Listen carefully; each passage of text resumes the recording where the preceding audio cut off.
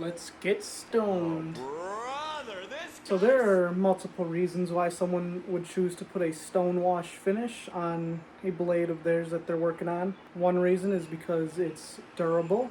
It kind of stays the same as it ages, if not gets better, sort of. Another reason is that it looks cool, and then some people do it because it covers up all the mistakes that they made in the process of making said blade.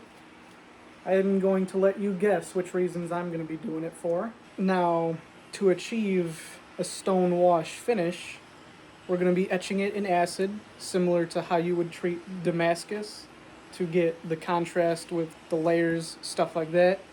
But this is just solid 1084 steel. It doesn't have any layers to it. We're just going to be making it gray. But since it'll be gray, I'm going to tumble it afterwards in rocks to give it light surface scratches in the etched finish to reveal a little bit of bare metal, and that's when and that's what's going to give us our marbled stone-ish look. Hence why they call it a stone wash. So I'm relatively new to this process. I did it on a batch of knives last year. It went okay. I was semi-satisfied with it. I'm going to do it again this year. I'm going to experiment a little bit more, see what works, what doesn't. So first we're going to etch these puppies. I got 16 of them. So I'm going to etch all of them. And once that's done, then I'm going to clean them off and we're going to tumble them.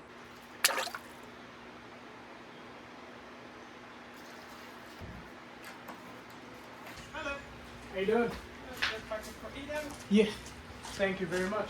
You're welcome. Have a good day. Thank you, you too. Okay, so like I said, I'm experimenting a little bit this time. Generally, you want to bring your piece up to about 600 grit at least.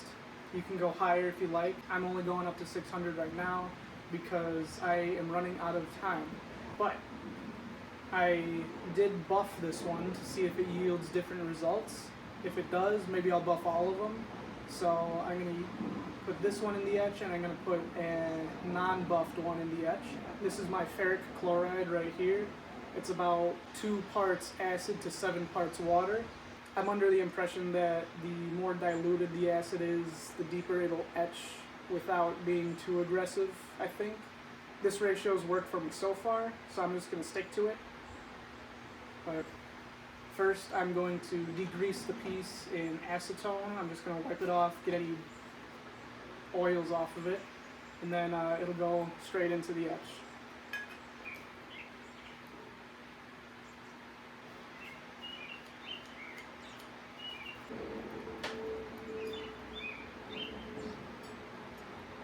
First one in.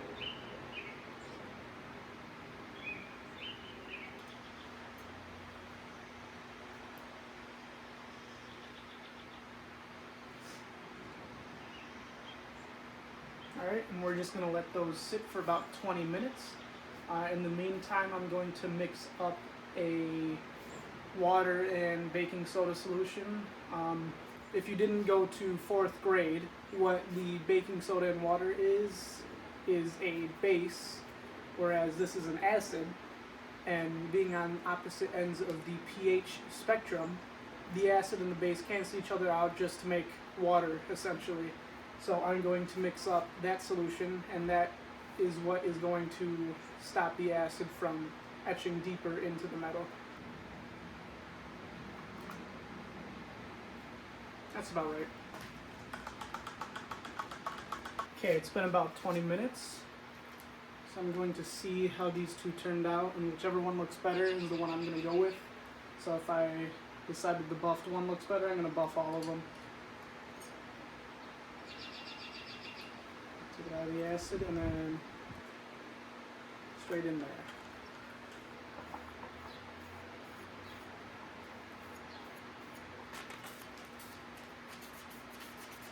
So the aftermath is there's not too much of a difference. They didn't turn out perfect, as you can see. They're a little bit smudgy. I'm not quite sure what could have caused that. I'm just gonna try and clean them a little bit better next time. But there doesn't seem to be too big of a difference, so I'm not gonna bother buffing them. I'm just gonna go ahead and etch them at 600 grit, and then they'll be ready to be tumbled. It is a new day, bright and early, ready to tumble some knives.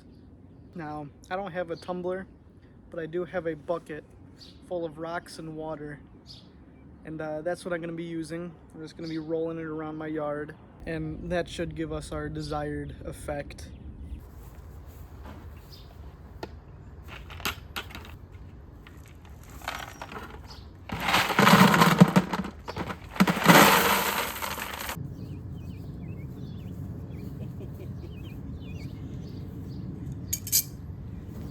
Alright, so what I'm going to do, I'm going to do half of them at a time. 8 once, 8 in the other.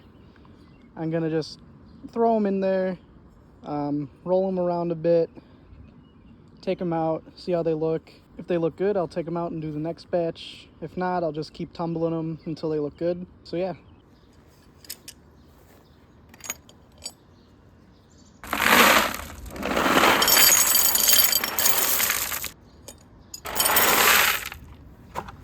I'm a little nervous just that I'm throwing hardened knives into a bucket of rocks, but I've been dropping them on the ground and everything. They're doing just fine.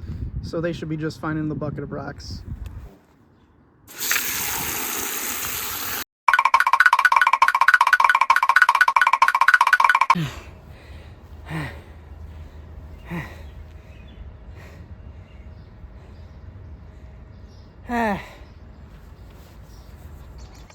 Okay, so after pulling them out, they actually look not bad. I rinsed them off a bit to get all the stone off of them. For some reason, the tang actually took a better finish than the blade itself, I feel like.